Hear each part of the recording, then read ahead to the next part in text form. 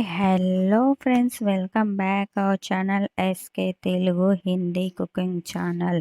ఈరోజు మన ఛానల్లో రెసిపీ వచ్చేసి మహారాష్ట్ర ముంబై స్పెషల్ కొత్తిమీర వడ ఎలా చేసుకోవాలో ఈ వీడియోలో మీ దగ్గర షేర్ చేసిన ఫ్రెండ్స్. ఈ రెసిపీని మీరు కూడా ట్రై చేయండి. ఇప్పుడైతే మనం రెసిపీ స్టార్ట్ చేద్దాం, రండి ఫ్రెండ్స్.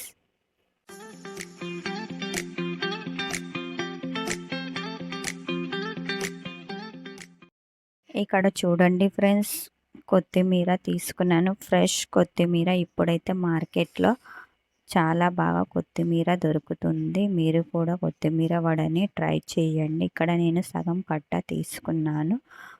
కొత్తిమీరను చిన్న చిన్నగా కట్ చేసుకోవాలి.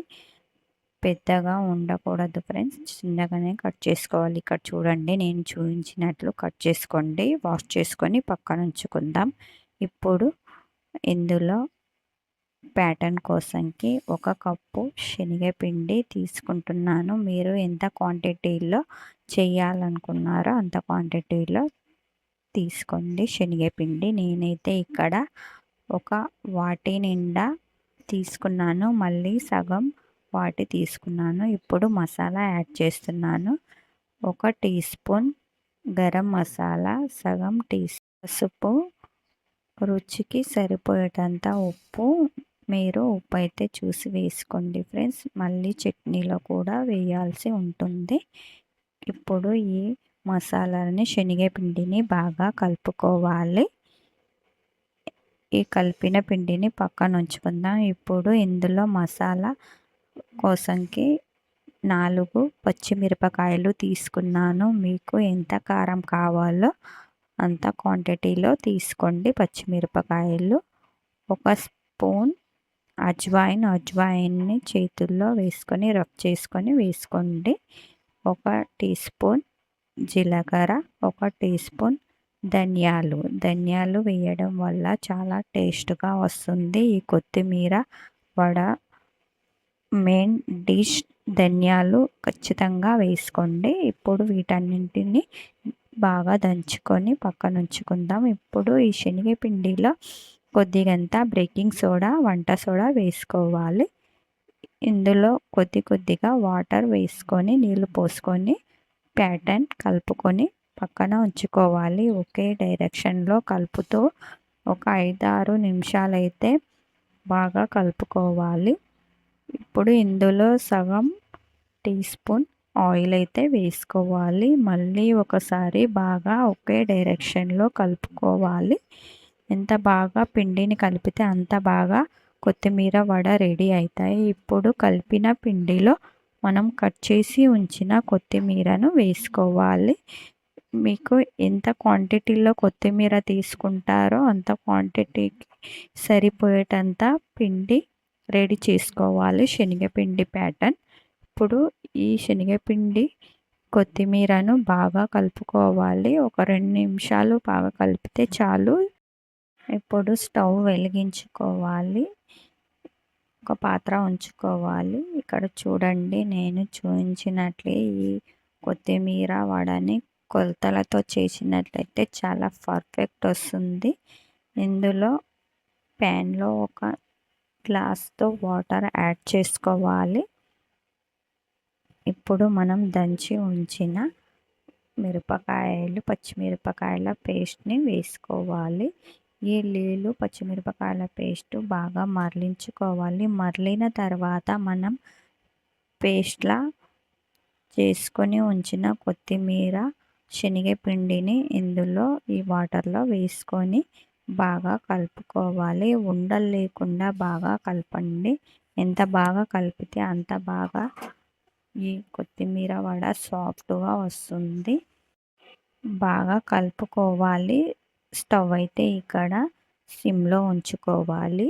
ఫాస్ట్లో ఉంచడం వల్ల ఈ మాడిపోయే అవకాశం ఉంటుంది, కింద ప్లేట్కి అంటుకుంటుంది. అందు గురించి సిమ్లోనే ఉంచి బాగా కలపండి. ఉండలు లేకుండా ఈ శనగపిండిని కలుపుకోవాలి. ఇప్పుడు కలిపిన తర్వాత స్టవ్ ఆఫ్ చేసుకోవాలి.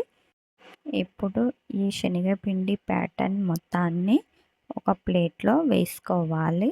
ప్లేట్కి అయితే ఆయిల్ అంటించుకొని మొత్తం మనం ఎంత క్వాంటిటీలో చేసినామో ఈ శనగపిండి ప్యాటర్న్ని వేసుకొని మొత్తం ప్లేట్ ఈక్వల్గా మొత్తం పరుచుకోవాలి. ఇక్కడ చూడండి నేను చూపించినట్లయితే చేసుకోండి.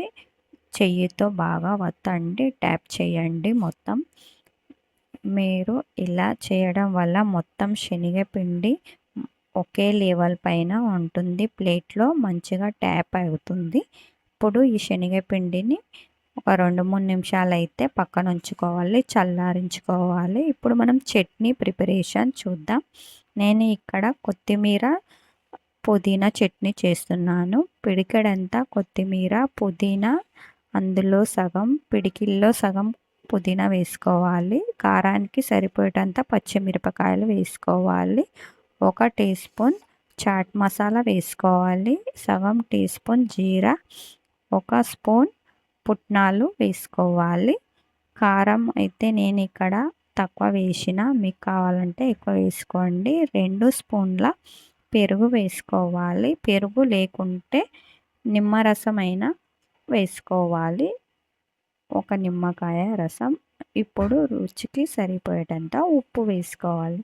ఇక్కడ చూడండి మొత్తం గ్రైండ్ చేసుకున్న తర్వాత పేస్ట్ చట్నీ చాలా సాఫ్ట్గా వచ్చింది, చాలా టేస్ట్గా వస్తుంది. మీరు కూడా ఒకసారి చట్నీని మీరు కూడా ట్రై చేయండి. 2-3 రోజులైనా ఉంటుంది చట్నీ. ఇప్పుడు మనం శనగపిండి ప్యాటర్న్ని చూద్దాం. ఇక్కడ చూడండి మొత్తం అయితే బాగా సెట్ అయింది. ఇప్పుడు మనం కట్ చేసుకోవాలి. మీరు పెద్ద సైజులో అయినా కట్ చేసుకోండి, చిన్న సైజులో అయినా కట్ చేసుకోండి. నేను ఇక్కడ మొత్తం క్యూబ్లా మీడియం సైజులోనే ఉంచి కట్ చేస్తున్నాను. మీకు ఎలా ఇష్టం అనిపిస్తే అలా కట్ చేసుకోండి, చాలా బాగుంటుంది. ఇక్కడ చూడండి మొత్తం కట్ చేసి చూస్తున్నాను. ప్లేట్లో నుంచి అయితే ఈజీగా వస్తాయి. ఫస్ట్ అయితే మనం ఆయిల్ అయితే అప్లై చేసినాం ప్లేట్కి కింద, అందు గురించి చాలా బాగా ఈజీగా తీసుకునవచ్చు. ఇక్కడ చూడండి చాలా బాగా అనిపిస్తున్నాయి. ఇలా కూడా మనం కొద్దిగా ఆయిల్లో వేపుకొని తినవచ్చు. ఇప్పుడు నేను ఇక్కడ పిల్లలకి ఇస్తున్నా కాబట్టి డీప్ ఫ్రై చేస్తున్నాను.